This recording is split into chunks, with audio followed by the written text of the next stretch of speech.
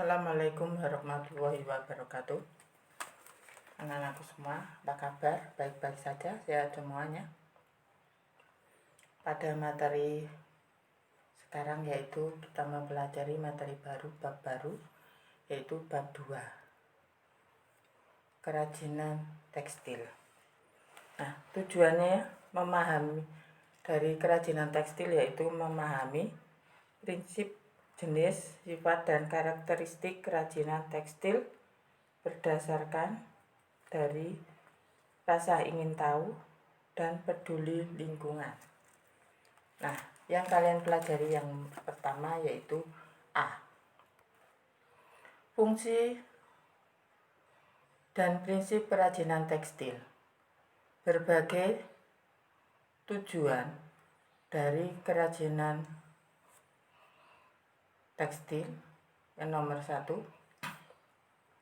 fungsi penghias, yaitu kerajinan dibuat semata-mata sebagai hiasan pada suatu benda atau sebagai pajangan suatu ruang dan tidak memiliki makna tertentu selain menghias. Contohnya yaitu hiasan dinding.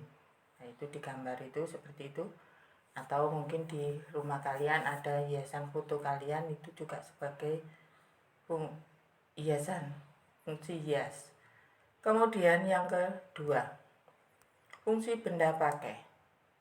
Kerajinan dibuat berdasarkan tujuan untuk digunakan sebagai kebutuhan sehari-hari. Contohnya yaitu busana, tas, dan aksesoris. Bisa kalian lihat di gambar itu dan bisa kalian rasakan pada kalian pakai saat ini, yaitu pakaian itu juga sebagai fungsi benda pakai. Kemudian yang ketiga, fungsi kelengkapan ritual. Kerajinan yang mengandung simbol-simbol tertentu dan berfungsi sebagai benda magis berkaitan dengan kepercayaan dan spiritual. Contohnya ulos, yaitu kain tenun yang dikenakan saat upacara pernikahan, pemakaman, dan pesta adat. Nah, seperti itu di gambar itu ya, contohnya kain ulos. Kemudian fungsi yang keempat yaitu fungsi simbolik. Fungsi simbolik itu yaitu kerajinan tekstil tradisional selain sebagai hiasan juga berfungsi melambangkan hal tertentu yang berhubungan dengan nilai spiritual. Contohnya tapestri, tenun, batik yang dibuat dengan motif simbolik. Contohnya seperti gambar itu ya, kain tenun Sinde Liu itu. Nah, kalau yaitu simboliknya yaitu sebagai penolak bala. Nah, seperti di Gresik kalian juga tahu pada hari Kamis Bapak Ibu memakai batik khas atau motif simbolik dari Gresik yaitu Pamiluto ya. Sudah? Nah, kemudian yang kelima, fungsi hias dan pakai. Kerajinan tekstil yang bertujuan sebagai fungsi hias dan fungsi pakai. Nah, contohnya ada 3 itu, yaitu sapu tangan yang ada hiasannya. Kemudian yang kedua ada hiasannya sulaman dari benang. Kemudian yang ketiga itu hiasannya penuh ya tuh. Nah, itu fungsi dari produk kerajinan tekstil, ada 5 ya. Kemudian saya lanjutkan prinsip kerajinan fungsi hias dan fungsi pakai. Ada beberapa. 1. Keunikan bahan kerajinan. Kekayaan Indonesia yang beraneka ragam seperti sumber daya alam yang dihasilkan dari laut, darat, menjadi sumber inspirasi bagi para pengrajin untuk memanfaatkan barang alam sebagai media atau bahan kreasi ya, bisa juga disebut dengan ya bahan organik dan anorganik itu ya, tuh prinsip yang nomor 1. Kemudian prinsip yang kedua, keterampilan tangan.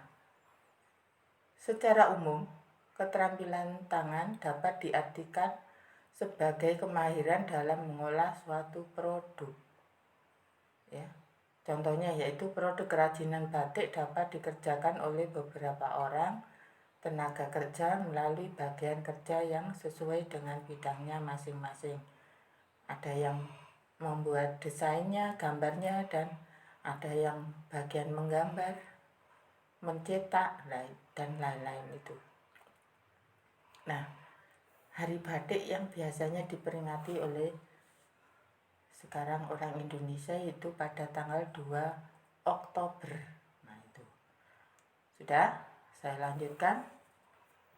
Yang ketiga, prinsip yang ketiga, unsur estetik, yaitu keindahan. Yaitu sebuah produk tidak cukup hanya sebutan sebagai hanya fungsional semata, tetapi juga harus memenuhi sentuhan keindahan untuk meningkatkan kualitas dan nilai ekonomisnya. Bisa untuk menghasilkan uang yang lebih banyak. Contohnya ini ya, produk 3 dimensi dan 2 dimensi. Kemudian prinsip yang terakhir yaitu unsur hiasan atau ornamen. Unsur hiasan atau ornamen adalah unsur dekorasi yang dibuat dengan cara diantaranya dilukis, dicetak, dan diukir. Nah, ada 2 cara penerapannya. Yang A, hiasan pada permukaan produk, yaitu hiasan yang dibuat setelah produk selesai dibuat. Ya, seperti baju kalian ya. Setelah baju kalian jadi baru ditempelkan atributnya itu. Kemudian yang B, hiasan berstruktur, yaitu pembuatan hiasan dibentuk sejak awal kerajinan dibuat sehingga menyatu dengan produk itu sendiri. Nah, contohnya yaitu tadi kembali lagi batik. Contohnya batik kalian itu dibentuk motifnya, dibuat dulu baru digambar, dibuat, dipotong ya tuh. Nah, itu prinsip kerajinan fungsi hias dan fungsi pakai ya dari kerajinan tekstil. Kemudian saya lanjutkan jenis dan karakteristik kerajinan tekstil. Nah, tekniknya untuk membuat kerajinan tekstil ini dibagi menjadi 2. Yang A, struktural teknik, adalah susunan dari 2 garis bentuk, warna, dan tekstur dari suatu jenis kerajinan tekstil yang dibentuk dari bahan yang dijalin sesuai dengan teknik pembuatannya. Nah, seperti di gambar ini yaitu menggunakan teknik rajutan ya, dibuat sesuai dengan teknik pembuatannya. Kemudian yang kedua atau yang B, dekoratif teknik atau garnitur, adalah sentuhan atau perlakuan yang diberikan pada permukaan busana yang memberikan efek visual dan memperindah penampilan. Nah, misalkan barangnya sudah jadi kemudian diberi hiasan pita-pita dan lain-lain atau sulaman pita. Nah, itu yang disebut dengan dekoratif. Barangnya sudah jadi. Sudah? Nah, itu ada 2 itu ya, jenis dan karakteristiknya kerajinan tekstil. Ya. Kemudian saya lanjutkan. Yang C, proses produksi kerajinan tekstil. Kerajinan tekstil ya, sebagai fungsi hias dengan tujuan sebagai berikut. Contohnya yaitu 1. Untuk memenuhi kebutuhan, ya. Kerajinan itu dibuat untuk memenuhi kebutuhan yang tadi 1 sampai 5 tadi, ya, untuk bisa fungsi pakai yang kalian gunakan sehari-hari, ya. Kemudian yang kedua, proses yang kedua, kerajinan tekstil hasil pengembangan, hasil modifikasi. Sekarang banyak orang pinter-pinter membuat modifikasi. Nah, itu sudah. Nah, sampai di sini. Yang terakhir yaitu kemasan. D. Kemasan produk kerajinan tekstil. Nah, kemasan itu yaitu sebagai wadah atau bungkus. Nah, merupakan sentuhan akhir dari membuat suatu produk, yaitu suatu proses. Nah, kemasan itu mempunyai fungsi,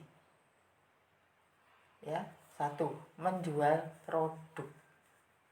Kalau produk kalian mau jual gitu aja, nggak ada bungkusnya, nggak ada wadahnya, orang nggak bakalan tertarik.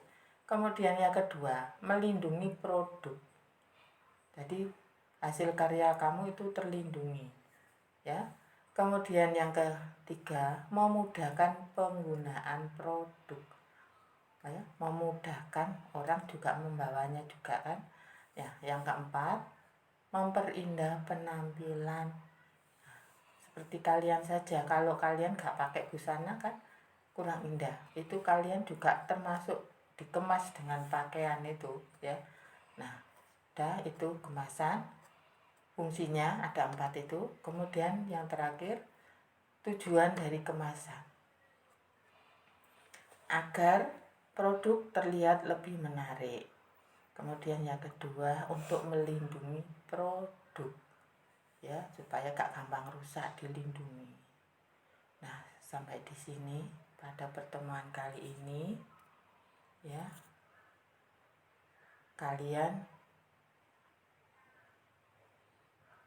Saya beri tugas pada hari ini, yaitu membuat rangkuman pada materi hari ini dan dikumpulkan hari ini juga. Itu tugas yang pertama. Kemudian tugas yang kedua, buatlah sebuah karya yang terbuat dari bahan serat atau tekstil, ya. Bahan yang digunakan adalah bahan yang terdapat di daerah tempat tinggalmu, entah itu dari bahan serat atau dari bahan tekstil yang ada di daerah tempat tinggal kalian, ya. Dan itu dikumpulkan minggu depan, ya. Sudah, sampai di sini pada pertemuan kali ini sudah saya akhiri. Wassalamualaikum warahmatullahi wabarakatuh.